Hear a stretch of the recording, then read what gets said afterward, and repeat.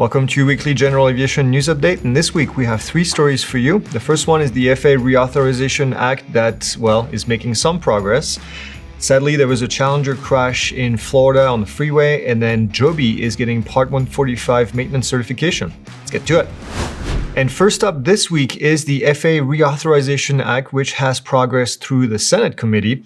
The committee has voted against raising the mandatory retirement age, we talked about this last week, from 65 to 67 with a 14 to 13 vote. Now, other changes the committee has made include increasing the CVR recording time to 25 hours, increasing the number of people in certifications and enforcement, increasing air traffic controller, adding additional runway surveillance at airports, and also boosting civil penalties for airline violation from $25,000 to $75,000. We'll keep you updated when we see more on the FAA reauthorization, but it's some progress. Next up this week is a sad one. You may have seen this in the news. There was a Challenger 604 that was operated by Hopper-Jet that made a crash landing on the highway I-75 in Naples, Florida. The crash was recorded by several cell phones and dash cams with pretty scary footage, actually. The jet was in the final phase of the flight that had started in Columbus, Ohio, with the intended destination being Naples. So they were almost there. They actually, unfortunately, crashed about 2 miles short of the runway when the jet lost both of the engines. They glided onto the I-75. Now, based on the ADSB data, it looks like the jet lost power around 1,800 feet above the ground.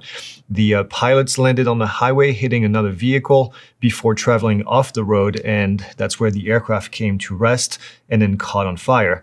Unfortunately, both of the pilots were killed in the accident, while the flight attendant and 2 passengers were able to escape. It's very unclear at this stage what caused both of the engines to fail, but we'll definitely keep you posted when we hear more. Those pilots did the absolute best they could to, save the passengers. Very, very tragic, very sad story.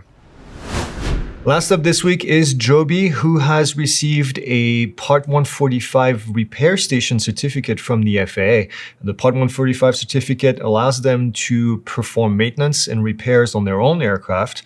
With the new maintenance certificate, Joby will also be offering paid on-the-job training for those that are interested in working as eVTOL technicians, which is a fairly new field if you think about it.